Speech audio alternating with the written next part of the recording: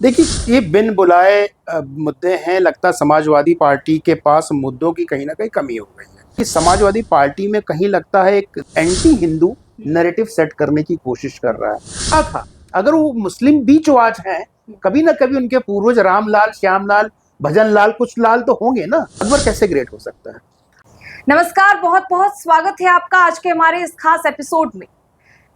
लालजी सुमन ने राज्यसभा में मेवाड़ के जो राणा सांगा थे उनके बारे में जो विवादित बयान दिया, उसके बाद जो बवाल है वो थमने का नाम नहीं ले रहा है। पूरे देश भर में जो आक्रोश है लोगों का वो साफ दिख रहा है। सबसे पहले आपको सुनाते हैं कि लालजी सुमन ने क्या कुछ कहा था, जिसके बाद ये बवाल शुरू हुआ। बाबर को लाया कौन? बाबर को इब्राहिम लोदी को हराने के लिए राणा सांगा लाया था। तो मुसलमान तो बाबर की औलाद हैं और तुम गद्दार राणा सांगा की औलाद हो। ये हिंदुस्तान में तय हो जाना चाहिए। अगर बाबर की तो आलोचना करते हैं, राणा सांगा की आलोचना नहीं करते। समाप्ति महोदय। तो आपने सुना वो बयान, जिसके बाद से ये जो बवाल है वो शुरू हुआ और आक्रोश जो है वो सड़कों तक उतर आया। और आज हमारे साथ इस मुद्दे पर बातचीत करने के लिए मौजूद है राजनीतिक विश्लेषक संजय राणा जी। तो सर, बहुत बहुत स्वागत है आपका। धन्यवाद। तो सबसे पहले तो मैं जानना चाहती हूँ कि ये जो पूरा मुद्दा है इसे आप कैसे देखते हैं।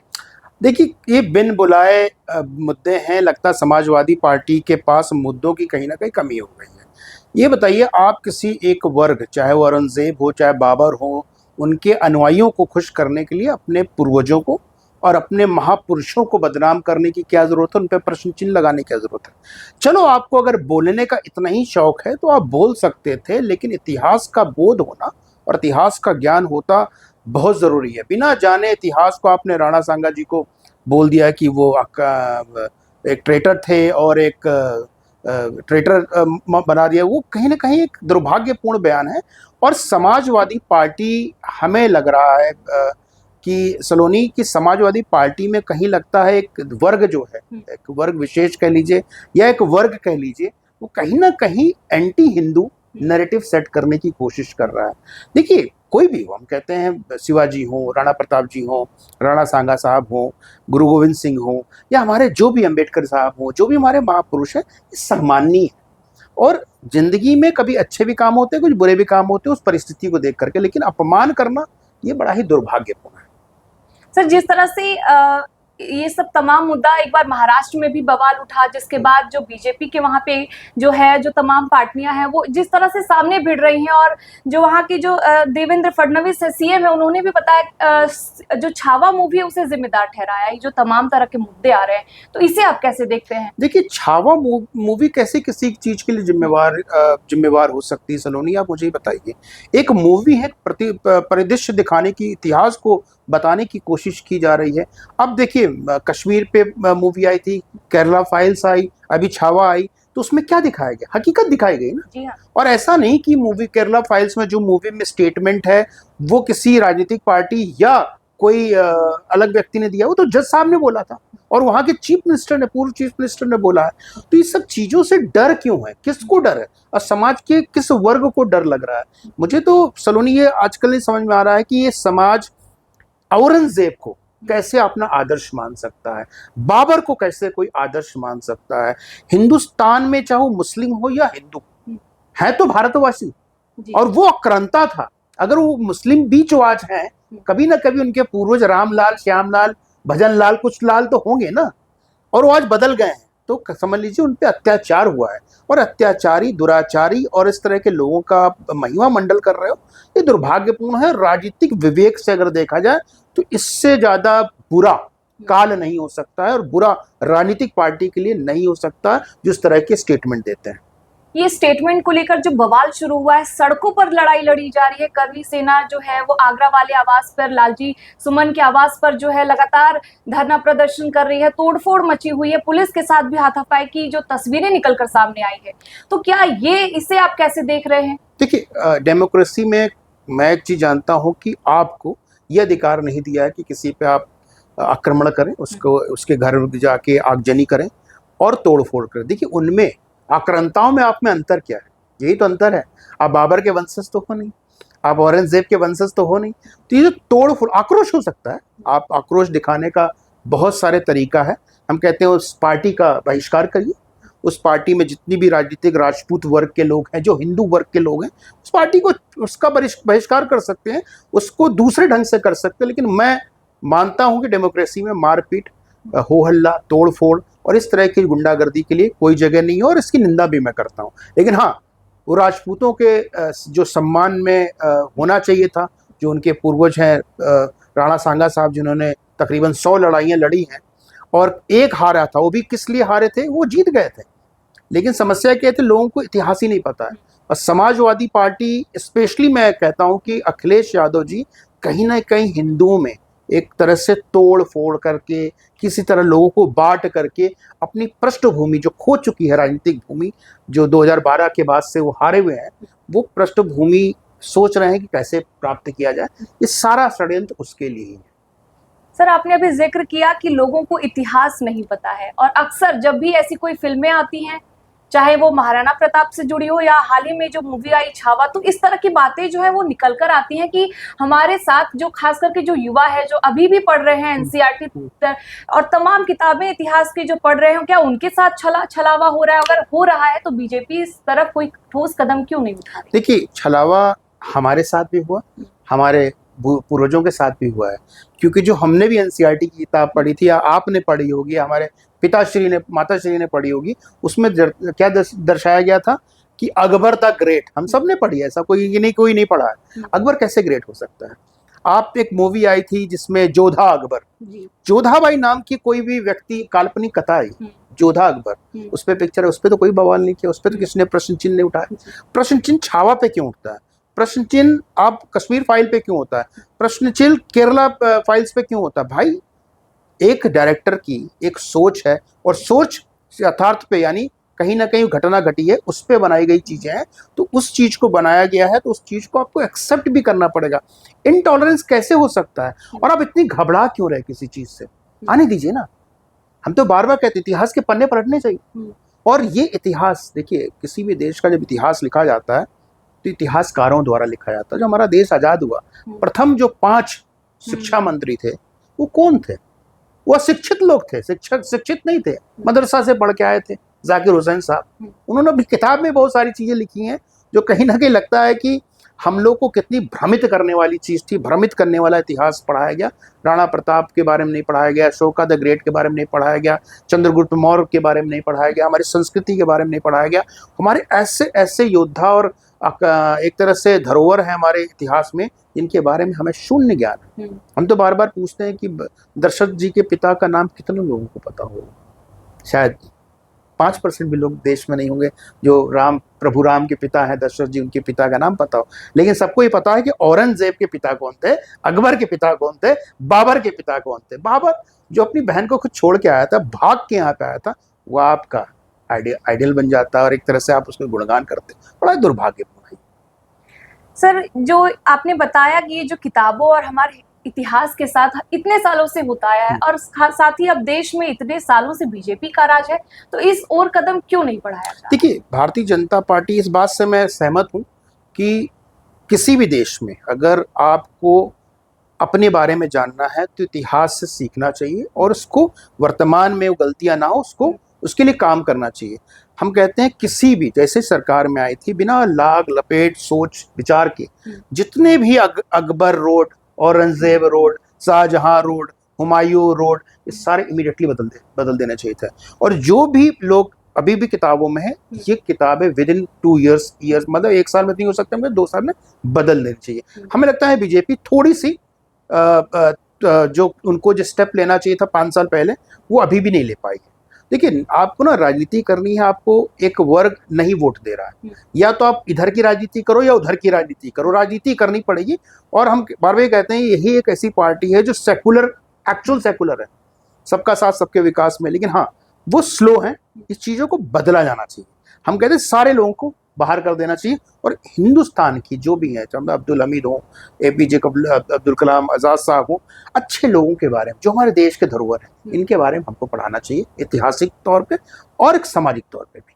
सर, ये जो पिछले कुछ सालों में जो राजनीति का ये जो नया चलन आया है कि राहुल गांधी शिव जी का पोस्टर लेके संसद पहुंच जाते हैं, तो कोई मतलब ये बहुत आसान हो गया है हिंदू धर्म पर प्रहार करना। ऐसे किसी और धर्मों के साथ नहीं है, चाहे वो बीजेपी के हो नेता, चाहे वो किसी भी विपक्ष के नेता हो। तो क्या हिंदुत्व को सहारा लेकर के लोग राजनीति जिस तरह से कर रहे हैं, तो इसे आप कैसे देख रहे हैं? देखिए, राहुल गांधी साहब के अगर हम विवेक की बात करेंगे तो हम तो कहते हैं, मेरे अपने पर्सनल बयान है ये या वक्तव्य हो सकते हैं, हमें उनका ऐसा विवेकहीन व्यक्ति नहीं लगता।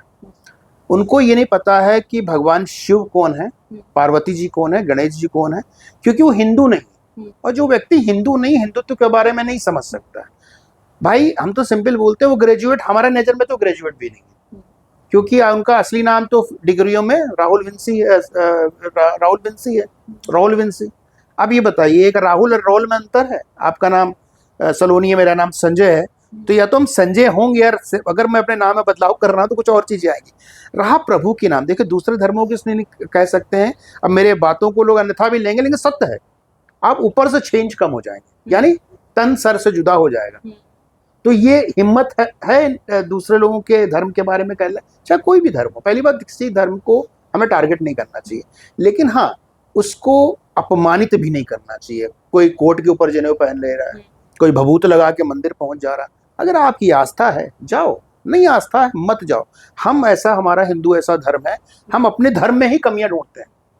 हमारे 33 कोटि देवी देवता हैं, आप हो सकता है माता लक्ष्मी को, सरस्वती जी को मानती होंगी, मैं हनुमान जी को मानता हूँ, लेकिन कोई मतभेद नहीं, अपनी अपनी आस्था है, हम अपना पूजा कर रहे हैं। तो ये जो लोग हैं जो आस्था के साथ खिलवाड़ कर रहे हैं और हमारे ऊपर कुठाराघात कर रहे हैं, हमारे धर्म पे, हमारी संस्कृति पे, ये नई बात नहीं। क्योंकि देखिए, हमारा जब देश आज़ाद हुआ था सलोनी, तो सबको एक आर्टिकल 30 के तहत दिया गया था कि आप अपना धर्म का प्रचार करिए। एक हिंदू धर्म को क्यों रोक दिया गया? हमारा कोई गुरुकुल नहीं है, हमारा कोई ऐसा संस्था नहीं है जहाँ पे हम पढ़ा के प्रचार कर सके अपने धर्म का। ऐसा क्यों? आप भी बोलते हो सेकुलर है ना, हम आपको जो हक है वो मुझे भी है, इनको भी है, दुनिया के हर लोगों को है। तो स्पेशल प्रिविलेज स्पेशल लोगों के लिए क्या है कि वोट की राजनीति है, और हमेशा होता आया है। लोग बोलते हैं 2014 के बाद से देश आज़ाद हुआ है, क्या मानसिक तौर पे आज़ाद हुआ? आज़ाद तुम 47 में हो गए थे, लेकिन मानसिक तौर पे 2014 पे आज़ाद हुआ। आपने भी कलावा पहना, मेरे हाथ में भी एक काले रंग का धागा है, और हम गर्व से पहनते हैं। लेकिन जब हम छोटे थे, मैं तो बोर्डिंग स्कूल में पढ़ा हूँ, वहाँ पे शर्म आती थी। वो शर्म जो थी ना, हमारी मानसिकता को इस तरह से भर दिया गया था कि आप हिंदू होना मतलब हीन भावना, हीन से ग्रसित होना, ये एक तरह से चीजें हो चुकी थी। वो चीजें अब हट गई, लोग जागृत हो गए हैं। लेकिन हाँ, कुछ पार्टियां अभी भी डिवाइड एंड रूल की बात कर रही, वो बड़ा ही एक तरह से कह सकते हैं कहीं ना कहीं इस देश की फेडरल स्ट्रक्चर और एक गुलदस्ता इसको बोलते हैं, उसको क्षति पहुंचाने को, उसको तोड़ फोड़ करने की कोशिश। सर, एक तरफ छावा मूवी को लेकर बवाल हो रहा है, दूसरा तरफ महाराष्ट्र में देखें तो बीजेपी के ही सीएम देवेंद्र फडणवीस उसको जिम्मेदार ठहरा रहे हैं, जो प्रदर्शन के लिए और बवाल के लिए। तो वहीं अब एक और खबर आती है कि पीएम मोदी अब जो है वो छावा मूवी देखने की प्लानिंग कर रहे हैं। तो क्या ये आपसी मतभेद है, या फिर जो है वो विचार नहीं मिल पा रहे हैं, या फिर क्या, इसे कैसे देखा जाए? देखिए, हर आदमी के अपने विचार हो सकते हैं, इंडिविजुअल प्रधानमंत्री जी के अपने हैं, देवेंद्र साहब के अपने हैं, लेकिन हाँ, एक आइडियोलॉजी अगर आप लेके चलते हैं तो आइडियोलॉजी पे प्रश्न चिन्ह नहीं होना चाहिए। आप महाराष्ट्र में रह करके शिरोमणि, हम तो छत्रपति शिवाजी महाराज और उनके वंशजों का अगर कोई अपमान करता है, उनके बारे में कुछ गलत सोचता है, तो समझ लीजिए वो मराठी नहीं है, उस देश का, इस देश का भी नागरिक नहीं है, क्योंकि उन्होंने अपने लिए तो कुछ नहीं किया। हमारी रक्षा के लिए अगर हम बैठे हैं, खा रहे हैं, पी रहे हैं, हमारा नाम जो भी है, और अपनी संस्कृति का पालन कर रहे हैं, तो सब महापुरुषों का उसमें योगदान है। हाँ, प्रधानमंत्री अगर उसको देखने जा रहे हैं और देवेंद्र साहब कुछ और बोल रहे हैं, तो इस पे विचार होना चाहिए। ऐसा क्यों? क्योंकि मैं इसलिए बोल रहा हूँ कि देवेंद्र साहब महाराष्ट्र जाते हैं, वो मराठा है, ब्राह्मण है, ऐसा तो नहीं उनमें मतभेद हो गया, कुछ सोच विचार हो, या हो सकता है शब्दों का फेर हो गया। हमें तो लगता है शब्दों का ही फेर है, क्योंकि छावा की कोई बुराई नहीं कर सकता। छावा हमारे अपने लोगों के साथ ऐसा हुआ है, और हमने हमारे पूर्वजों ने उसको भोगा है, वही दर्शाया गया है। तो अगर किसी को लगता है उस मूवी की वजह से ऐसा हो रहा है, तो मैं प्रश्न चिन्ह उठाऊंगा उन लोगों पे जो कर रहे हैं। भाई, हम मूवी देख रहे हैं, हम अपने पूर्वजों के बारे में जान रहे हैं, तो आप हमारे यहाँ पत्थर फेंकोगे या गोली मारोगे या हमारी गाड़ी में तोड़ फोड़ कर दोगे। तो ये गलत है और इस पर सोचना चाहिए देवेंद्र साहब को बोलने से पहले, और प्रधानमंत्री जी को भी संज्ञान लेना चाहिए ऐसा क्यों है। सर, एक जो तस्वीरें सामने आई, आपने भी बताया कि समाजवादी पार्टी है वो हिंदू विरोधी है। एक तरफ वो कुंभ को बदनाम करते हैं, जब तक कुंभ चला वो तमाम तरह की कोशिशें की कुंभ को बदनाम करने की, दूसरी तरफ वो इफ्तार पार्टियों में मुस्कुराहट बिखेरते हुए और खजूर चबाते हुए नजर आते हैं। तो और तीसरी तरफ वो जो गौशालाएं हैं उसको लेकर विवादित बयान दे रहे हैं। अब जब उनके जो नेता है समाजवादी पार्टी के रामजी लाल सुमन जो है, उन्हें लेकर उनके बचाव में वो गौशालाओं को लेकर के तमाम तरह की बयान दे रहे हैं, तो अब इस पर आपकी क्या राय है? देखिए, समाजवादी पार्टी का गठन ही कहीं ना कहीं MY समीकरण पे हुआ था। मुस्लिम एंड यादव थोड़ा इनसे छटक करके भारतीय जनता पार्टी की तरफ आए हैं, लेकिन मुस्लिम ना इनके तरफ है ना कांग्रेस की तरफ है, वो उस तरफ है जो भारतीय जनता पार्टी को हराएगा। अब आते हैं समाजवादी पार्टी। तो समाजवादी पार्टी की कोई विचारधारा नहीं, उनकी विचारधारा ये है कि सत्ता पाओ और भोग करो। PDA की आपने चर्चा सुनी होगी, PDA करते हैं। जो व्यक्ति, मैं तो अखिलेश जी को सिंपल बोल रहा हूँ, जो व्यक्ति बाबा साहब भीमराव अंबेडकर की इज्जत नहीं कर सकता वो दलितों की कैसे इज्जत करेगा। मैं आपको एग्जांपल देता हूँ। कानपुर देहात 2012 में, उसके पहले रमाबाई जो बाबा साहब की पत्नी थी, धर्मपत्नी, उनके नाम पे वो डिस्ट्रिक्ट था, मायावती जी ने किया था। रमाबाई डिस्ट्रिक्ट का नाम बदल करके कानपुर देहात किसने किया? इस अखिलेश यादव ने किया। संभल का नाम संभल नहीं था, मायावती जी ने भीमनगर रखा था। इस व्यक्ति ने भीम नाम से इतनी चिढ़ थी कि उसने भीम नगर को बदल करके संभल कर दिया। तो साहू जी महाराज डिस्ट्रिक्ट हुआ करता, तो उसको बदल करके इसने कुछ और डिस्ट्रिक्ट बना दिया। तो आदमी की सोच देखिए, ये दलित विरोधी शुरू से है, ये दलित हितैषी कभी नहीं है।